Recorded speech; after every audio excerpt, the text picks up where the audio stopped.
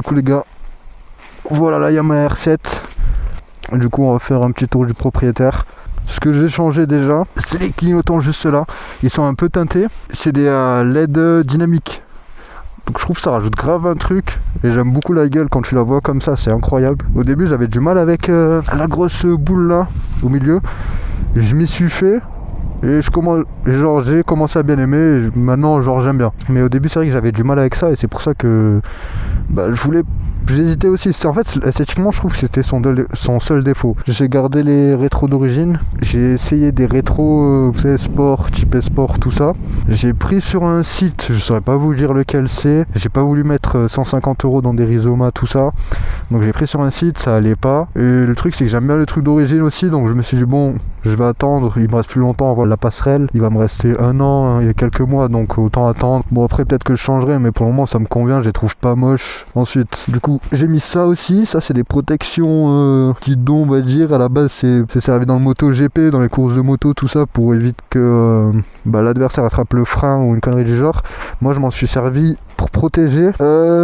Parce qu'en gros, je vous ai dit, j'étais tombé. Et quand je suis tombé de ce côté-là. Il y a le clignotant d'origine qui a été mort. Là, on peut voir aussi, je sais pas si on voit bien, mais là, c'est rayé.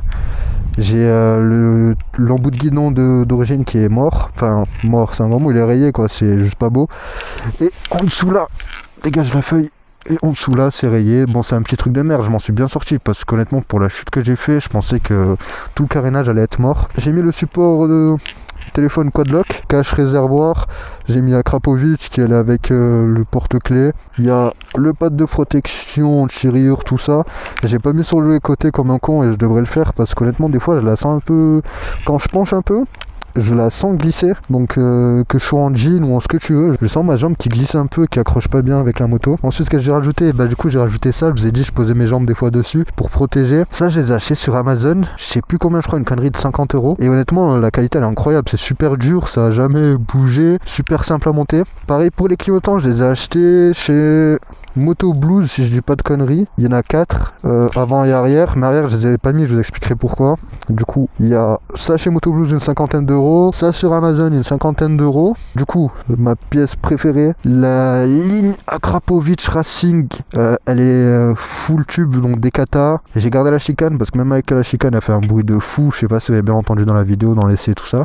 J'ai jamais essayé sans la chicane, j'aimerais bien essayer. Mais le problème, c'est que je trouve qu'elle fait déjà assez de bruit et j'ai pas envie de déranger les gens. J'ai pas galéré à la monter. Je l'ai monté tout seul, ça m'a pris une petite heure et demie, 2 heures. Après j'ai des bases en mécanique donc c'est peut-être pour ça, mais je pense que c'est accessible à tout le monde. Elle m'a coûté, elle est en promotion. Normalement je crois qu'elle coûte 1000 € et elle m'a coûté une connerie de 800 ou 850 €. Comme je dis, le logo noir Yamaha. J'aimerais bien même passer ça aussi en noir, mais j'arrive pas à trouver de pièces et j'ai pas envie de mettre 50 € dans un vieux sticker, ce qui est juste là pour faire joli entre guillemets. Du coup j'ai aussi mis la bulle noire. Sous la bulle tu vois rien. J'ai pris une sur AliExpress à une connerie de 10 €. Ça fait très bien le taf, j'ai jamais eu de soucis avec. Donc ouais, j'ai juste pris une basique 10 €. C'est juste l'esthétique, c'est rien de plus, ça a aucune utilité.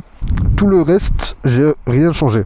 Alors par exemple on voit qu'il y a toujours le support d'origine que je trouve pas si affreux que ça, mais quand même, quand tu vois avec un support de plaque court de base, ça a rien à voir. Et le truc, c'est que je veux le changer et aussi en profiter pour mettre les mêmes clignotants qu'à l'avant, donc teinté et dynamique. Mais le problème, c'est que pour changer le support de plaque court seul sur la Yamaha R7, tu démontes tout l'arrière, tu le démontes. Genre vraiment, c'est abusé. J'ai regardé une vidéo et c'est abusé tout ce qu'il faut démonter. J'ai pas la foi par moment. Donc je me suis dit, je vais appeler le garage, je vais leur demander tout ça. Et le Yamaha proche de chez moi, ils m'ont dit connerie de 1 mois et demi, 2 mois d'attente. Donc franchement pour un support de plaque, en fait à chaque fois j'ai la flemme. Clairement là j'ai pas d'excuses, c'est juste moi je suis un gros flemmard. Mais sinon ouais, il y a ça qui doit changer. Il y a aussi le shifter que je veux mettre en même temps que le support de plaque court, mais pareil, le délai est super long à chaque fois. Et à chaque fois j'ai la flemme de prendre rendez-vous pour dans 2 mois, alors que je sais pas si dans 2 mois je serai disponible en gros. Et puis c'est tout. Après elle est assez basique, couleur basique, c'est une 2023 avec le petit bleu que vous voyez sur la R7, là aussi à l'avant. Puis j'aime beaucoup le bleu, mais sans plus, j'aime bien aussi le modèle avec le stickers gris, je le trouve incroyable, je le trouve même mieux que le bleu. Mais après moi j'aime bien la couleur bleue, donc c'est pas vraiment quelque chose qui m'a dérangé, puis c'est des trucs qui s'enlèvent facilement, mais je compte le garder. À l'avant c'est un freinage à double disque, on a du Brembo. Ah oui, si jamais vous mettez le quad lock comme moi sur la R7, pensez à prendre le boulon qui va en dessous. Moi je l'ai pas fait comme un con, je sais pas si vous voyez mais c'est rouillé, enfin c'est pas vraiment rouillé, je l'ai nettoyé, à chaque fois que je nettoie ça part, mais faut le mettre. J'en ai commandé 2-3 à chaque fois, je me suis trompé de taille. À chaque fois que je commande un truc, c'est jamais la bonne taille, c'est jamais le bon truc. Ah oui, aussi un petit défaut sur la moto, je pense que c'est la couleur qui le veut, les micro-rayures que ça fait. Ici je sais pas comment j'ai autant de micro-rayures. Là je comprends pas en fait toutes les rayures que j'ai eues, sachant que je prends jamais de passagers. D'ailleurs faudrait que je mette le capot de sel, mais je prends jamais de passagers et j'ai grave des micro-rayures. Je pense que c'est la couleur qui veut ça. Tu fais pas mal de micro-rayures avec, c'est pour ça qu'un covering c'est le top en fait. Mais sinon elle est incroyable. Le moteur CP2 comme j'ai dit, incroyable, pour moi ça reste la meilleure A2 à conduire et je dis pas ça parce que c'est la mienne hein. Bon du coup les gars je vais vous faire écouter le bruit en vite fait. Hop.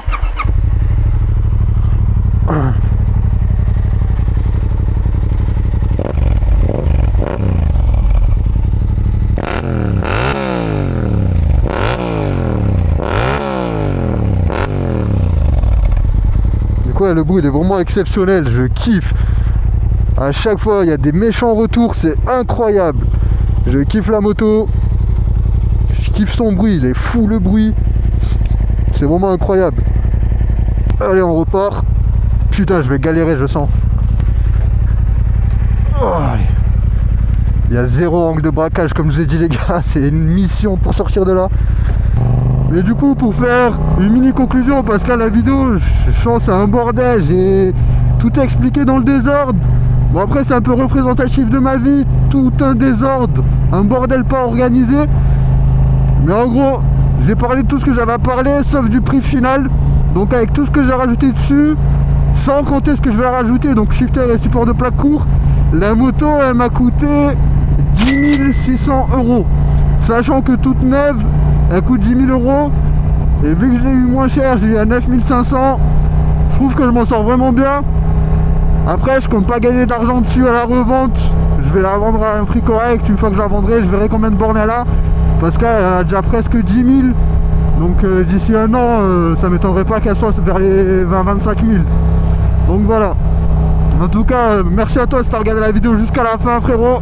N'hésite pas à t'abonner, ça m'aidera de ouf. À mettre un petit like, un commentaire. Merci à toi et à bientôt frérot.